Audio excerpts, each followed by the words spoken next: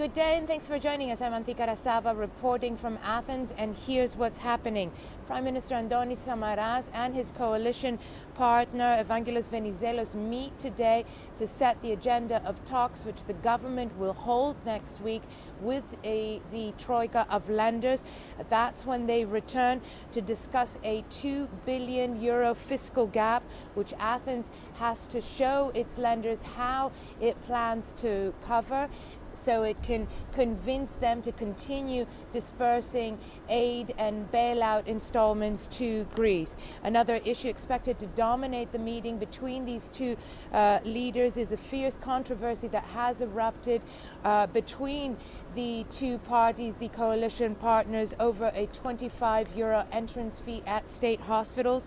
The fee is being imposed by the health minister, Addonis Georgiadis, to cover shortfalls in the health sector. The irony is that while the measure itself was initially introduced by a socialist minister, socialist health minister, the Socialist Party today is bucking at this measure, saying that it is too severe and unjust for a society that is still reeling from years of austerity. Now, don't forget, this is an election year, and the SMUG and SNUG alliance that we've been seeing between these two coalition partners is bound to turn testy in light, of course, of these elections. So SAMARAS and Venizelos today will be meeting obviously in an attempt to try and show that there is no division between them in this government, and this is particularly important